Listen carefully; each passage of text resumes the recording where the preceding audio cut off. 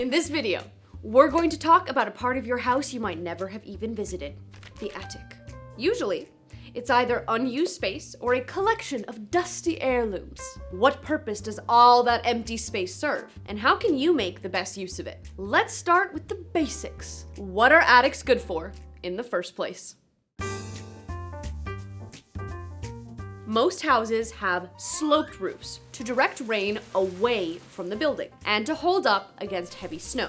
That empty triangle-ish space inside the sloped roof is the attic. Some homeowners use the attic as extra storage. Others totally convert them into extra livable space. More often though, attics are unconditioned. That means they aren't part of the home's climate control system. Unconditioned attics have insulation only at the bottom to hold heat in the main part of the home. They're also ventilated to prevent moisture damage. Being uninsulated, unheated, and well-vented, unconditioned attics aren't exactly comfortable for living, unless you like living out in the elements. If you want to convert your attic to living space, it needs to be conditioned, meaning insulated and climate controlled. That can be expensive, but more on that later. First, let's talk more about insulation and ventilation in attics. Heat rises, and the attic is at the top of the house. If you think that means the insulation in your attic is important, you're right! The most common insulation in Canada is fiberglass. Picture fluffy pink bales. That is fiberglass insulation. An unconditioned attic has a layer of insulation only along the floor, which is also the ceiling for the floor below. A conditioned attic requires insulation across its own ceiling as well. The purpose of insulation in an unconditioned attic is to keep heat where it belongs, inside the home's living area.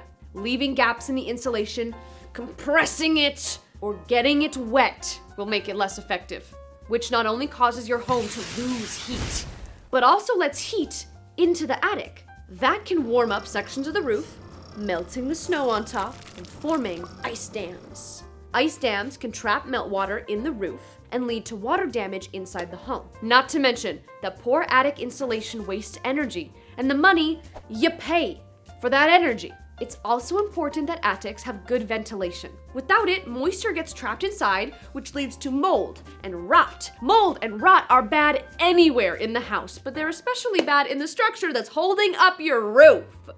Aside from moisture management, good ventilation helps keep the attic cool in the winter. Another way to prevent ice dams. Now, if your attic is unconditioned and empty, it should be completely sealed off from the rest of the house. No heat coming up through the floor, no air sneaking through cracks or holes. If you want to store your extra stuff up in the attic, it doesn't necessarily have to be conditioned, as long as your stuff doesn't need climate control, that is. But keep in mind that having an entrance to the attic is one extra place for conditioned air to leak into the unconditioned space above. So, what happens if you do want a climate-controlled attic? If your house is tight on space, the attic seems like a prime opportunity. It's almost like adding an extra story. But before you get too excited, attic conversions are expensive.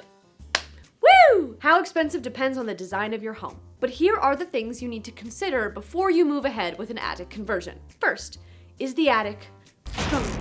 Attic floors are designed to hold fluffy, pink insulation, not a bedroom set. You'll need to hire an expert to figure out if your attic can handle the weight. Sometimes it's as simple as adding a few extra joists to the floor. Other times it's more of a rebuild the whole house kind of project. Not as fun. Next, headspace. Some building codes have minimum headroom requirements, which can be tough with the sloped ceiling of an attic. If your attic doesn't meet your local building codes, you won't be able to get the permits you need for the renovation. Speaking of building codes, does your attic have access that meets those codes? Will you be able to fit a staircase somewhere? And don't forget that you'll need a way to haul furniture up there too. And no matter what you do, your attic still needs to handle its main function, holding up the roof. Many attics aren't quite empty. They're full of triangular wooden structures called trusses, which keep the roof from collapsing. It's mildly important. It's possible to design trusses that include internal space, but if your home doesn't already have them, the switch won't come cheap. You also have to think about insulation. There's insulation along the attic floor, But if you intend to spend any time up there, you'll also need to budget for insulating the attic ceiling. Even if you only need a few of these changes, converting your attic is an expensive project. You should expect to pay no less than $5,000 and more likely a number with 5 figures. Most insurance providers won't ask about your attic directly.